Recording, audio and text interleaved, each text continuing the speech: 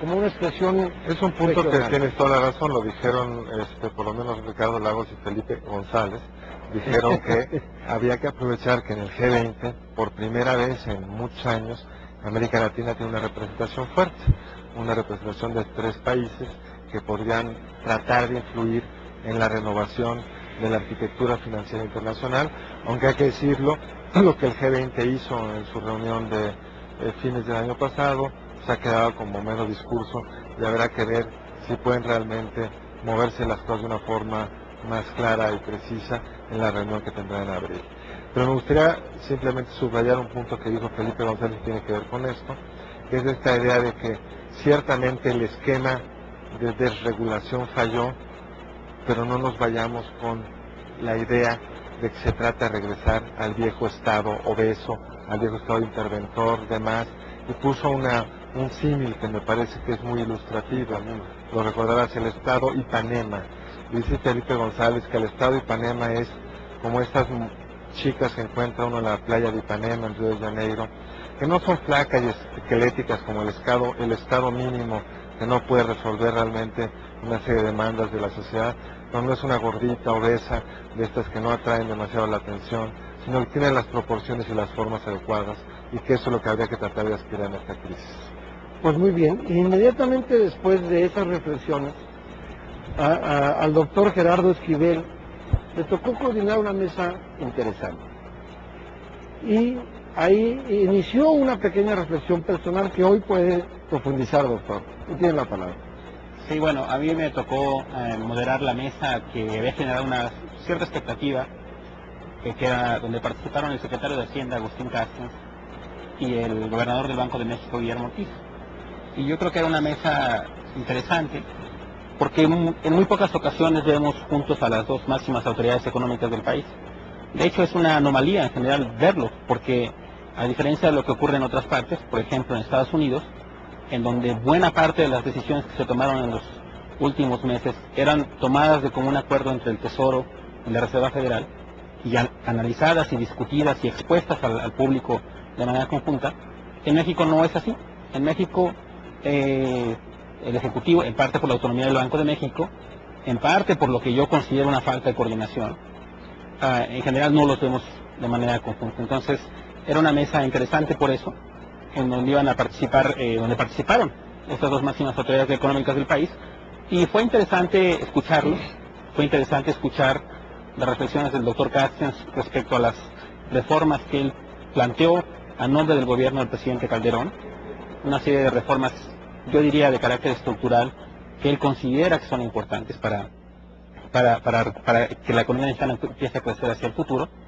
Y fue interesante escuchar también al doctor Guillermo Ortiz, quien hizo énfasis en un aspecto que, a mi juicio, hasta ese momento todavía había sido subestimado, que era el tamaño de la crisis, y yo creo, a nivel internacional.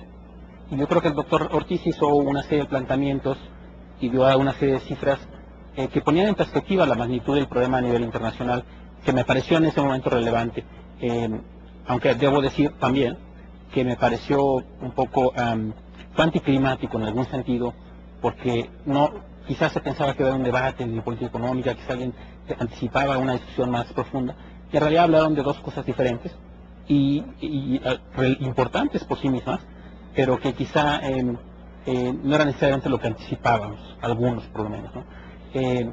Hubo propuestas interesantes que valdrá la pena discutir con más detalle a futuro. Sí, tendremos, espero, el tiempo en este programa o en este espacio. Solamente quiero recordar que antes de llegar a la mesa con usted, doctor Gerardo, dio el reporte trimestral que nos adelantaba que la economía mexicana tendría qué bueno que ya le llaman decremento, porque cuando los economistas hablan de crecimiento negativo, la mayoría nos quedamos diciendo crecimiento negativo es un contrasentido, pero un decremento en la economía de entre el 0.8 al 1.8 en un rango de un punto que es también inusual en las previsiones del Banco de México. Entonces aventó el anuncio y se fue y se sentó con usted y bueno, por supuesto participó en el foro. Pero a partir de esa primera digamos, de ese primer dimensionamiento de la crisis, que ya dejó de hablarse, cuando menos, de catarros, y luego empezaron todo el tema de los tsunamis y las cosas, que ya le tocó a don Rolando, la parte nacional, la primera mesa de, digamos, representaciones institucionales. ¿No es así? Así es, senador. Pues adelante. Por cierto, un pie de página. Como no conductor, es usted muy bueno, ¿eh? Sí, bueno, espero que con un crecimiento negativo no estemos con crecimiento negativo del auditorio, ¿no? Bueno, a mí me tocó moderar la primera de las mesas con representaciones nacionales. Quisiera agregar un punto que me pareció interesante de la intervención del doctor Ortiz. No solo la magnitud e intensidad de la crisis, sino el reconocimiento de que se trata de un fenómeno de una enorme sincronía. Lo que ocurre en Estados Unidos hoy, en 2 horas, comienza a ocurrir en otros lados, y no solamente en Londres o Frankfurt o París, sino en el otro extremo del globo, y rebota. O sea que sí estamos, podríamos decirlo, aunque fuera impresionistamente, frente a una crisis global que no conocemos. Porque la crisis internacional del 29 fue eso, internacional, que afectó sobre todo a las grandes economías de entonces. Y no dejó sin tocar a prácticamente ninguna, pero la situación era totalmente otra.